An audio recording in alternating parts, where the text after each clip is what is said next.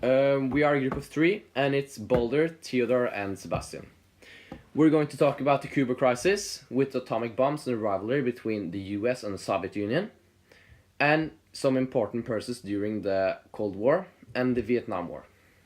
It was a big rivalry between the US and the Soviet Union, and they both used big amounts of resources on developing nuclear weapons.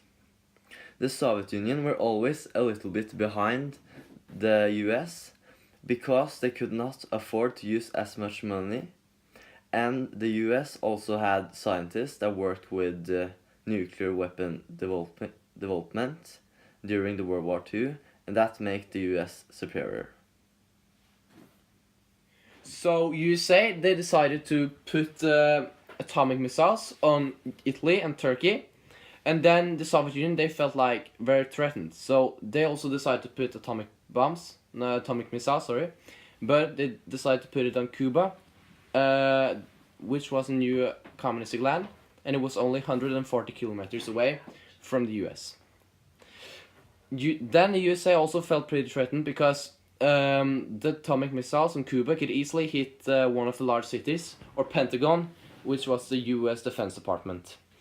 At this point, the world was only millimeters away from an atomic war. I'm going to tell you a little about John F. Kennedy and Nikita Khrushchev.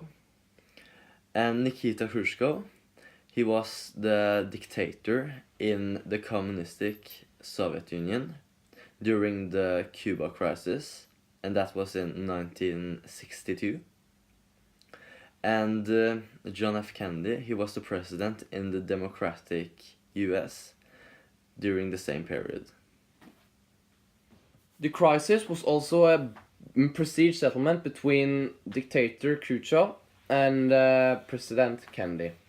Soviet's retreat was a major prestige loss for Khrushchev, even though Kennedy tried to curb the prestige loss by retraction of US missiles in Turkey. Khrushchev's carelessness in connection with the Cuba crisis may partly explain why it was deposed in 1964. The Vietnam War was one of the largest incidents in the US history, and perhaps it was their biggest mistake.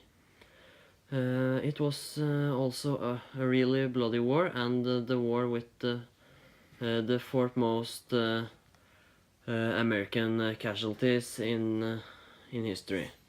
And the only three with more casualties is the American Civil War and both World Wars, but you could argue that this is the only war where the United States had the choice to stay out of it. And perhaps it was a really bad choice because they had really nothing to do in the Vietnam in the first place.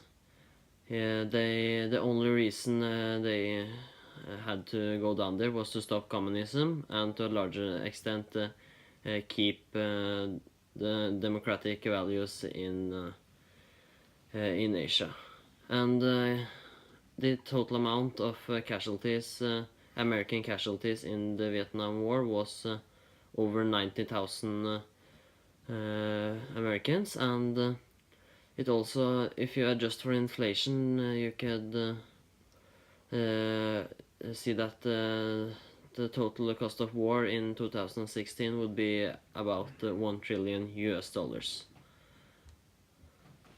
And the last reason they shouldn't have gone to the war was because there were no good outcomes, because if they used enough military and bombed enough, it wouldn't be a situation in Vietnam which was suitable for living, and many people would starve to death and die of thirst. Now I'm going to explain the domino theory. The domino theory was a theory that if in a certain area one country or state fell to communism, the other states around it would also fall. And the reason it's called the domino effect is because if one fall, all other will also fall. The name Charlie was on every American lip during the Vietnam War. But why was it that way? Well, the reason is it was the dubbed American name of the South Vietnam and Cambodian political and military national liberation group called the Viet Cong, and the initials of Viet Cong is V and C, and in phonetic language that is Victor Charlie, and therefore Charlie. The Viet Cong was a group that supported the